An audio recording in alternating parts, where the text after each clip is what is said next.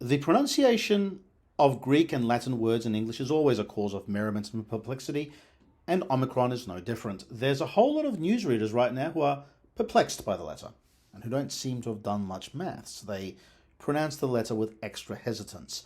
There's a whole lot of Greeks who are all, well, we know how to pronounce it, which is wrong for English by default, but more right than usual in this instance.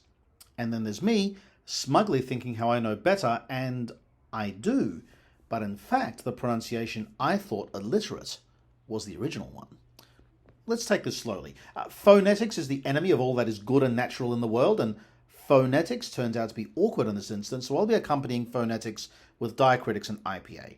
And yes, folks, once again, I am drawing on the magnificent resource that is the Wikipedia page on the traditional English pronunciation of Latin, which truly has been named the solution to all of life's interesting problems. By me. So, the pronunciation that the Oxford English Dictionary lists for Omicron are as follows. Omicron, Omicron, Omicron, Omicron, Omicron, Omicron, Omicron, Omicron, and the last two variants are US specific. There are three possible values that a vowel in English can have for the purposes of Anglo-Latin.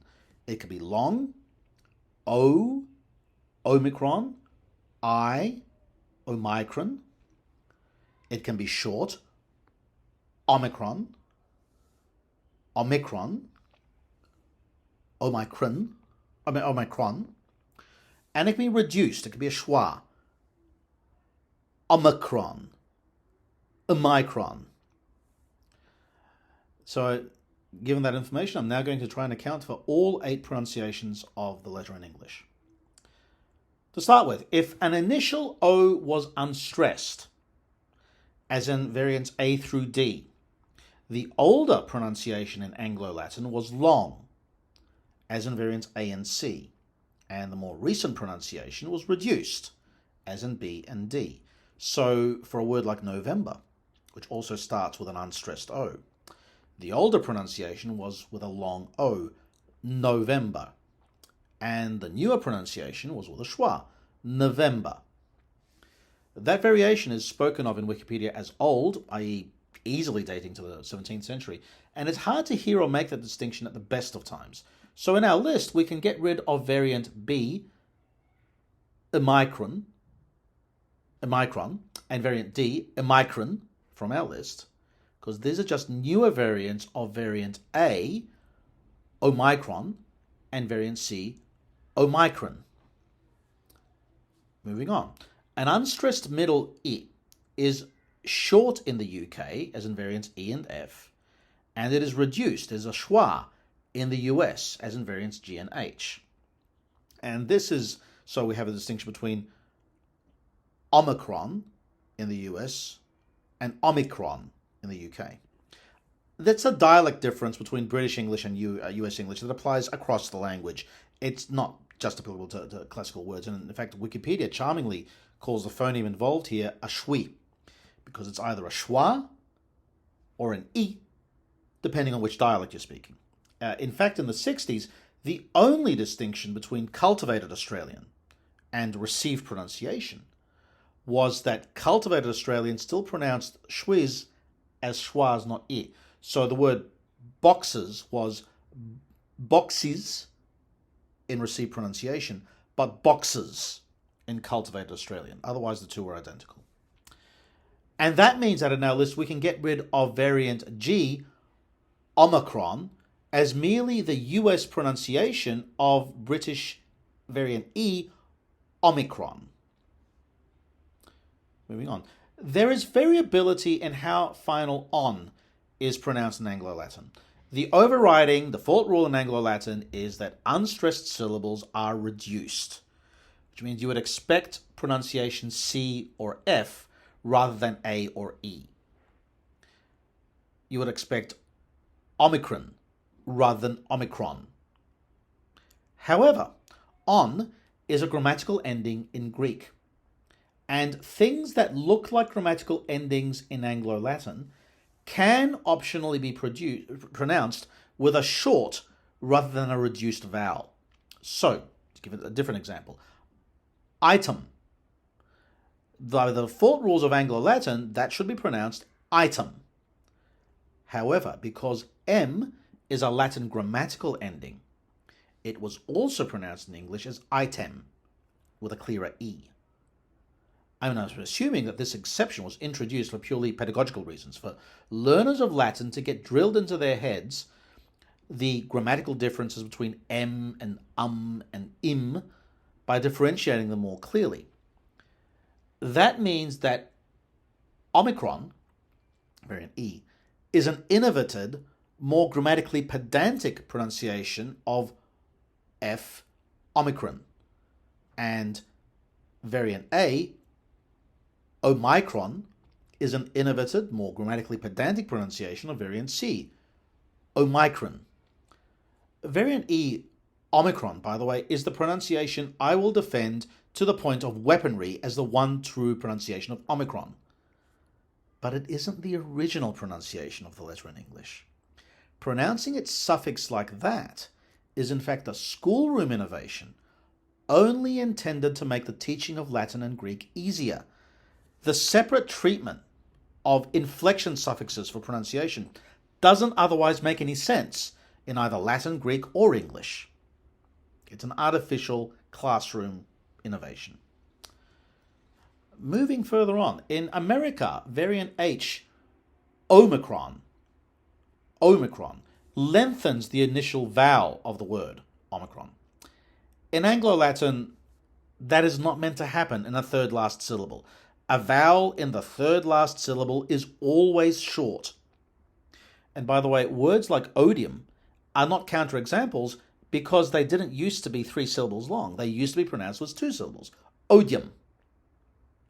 So variant H, omicron, is an American innovation, which is why you don't see a UK instance listed corresponding to it.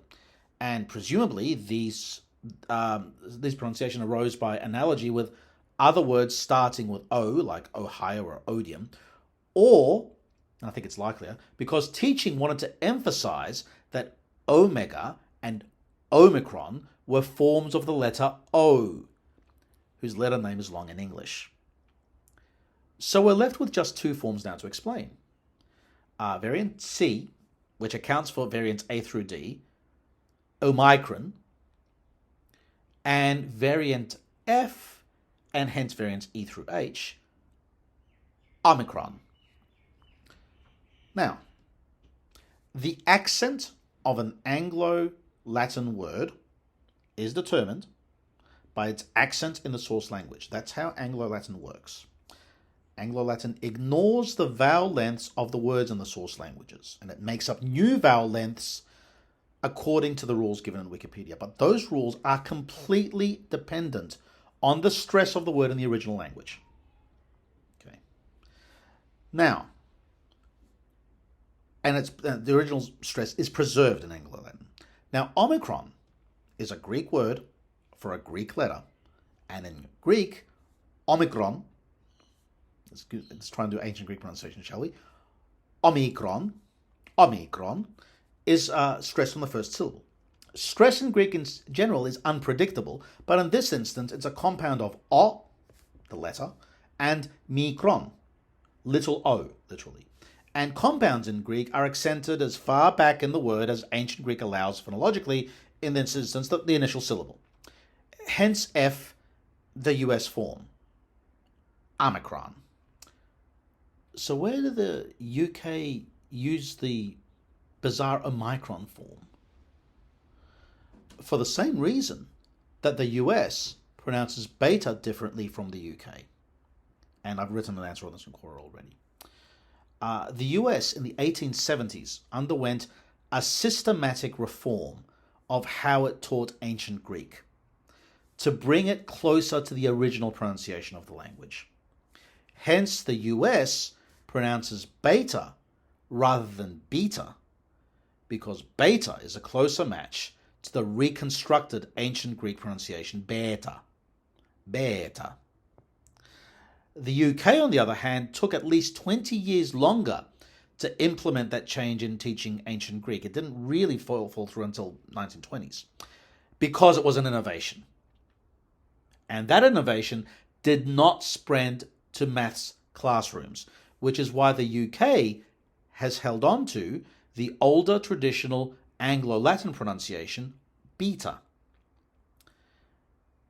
In Greek, stress is unpredictable, and omicron turned out to have been stressed on the first syllable. But Anglo-Latin got its Greek words via Latin. And in Latin, stress is predictable and it depends on the vowel length and syllable structure of the word. The Greek word was omicron, with a long I. In Latin, that meant that omicron had to be stressed on the second last syllable. The only stress allowed in Latin was omicron. And UK English preserved the Latin stress on omicron in its traditional pronunciation of the letter, which resulted in a long I, omicron, originally. It forms A and D. That's where they come from. They come from Latin. It is only in the 20th century, when people tried to respect the accentuation of ancient Greek more in teaching, that the UK introduced variants E and F, omicron, as its own version of the corrected American pronunciation in G and H, omicron. I started out assuming that omicron was some illiterate imitation of micron. You could argue that it's illiterate, but in fact it's got 8 centuries of tradition behind it. It's just that that tradition spoke Latin, not ancient Greek. Incidentally, I've accounted for why there are 8 different pronunciations of omicron. I haven't said which one you should use. As far as I can tell, UK variant E, omicron, and US variant G, omicron, are the most widespread, and those with the current weight of tradition behind them. And I accordingly often object to modern Greek speakers trying to correct English pronunciations of classical Greek words because English has its own tradition. But it's useful to realize that this weight of tradition is relatively recent and somewhat arbitrary, and that the now quite strange sounding variant C, omicron, was the original Anglo-Latin pronunciation.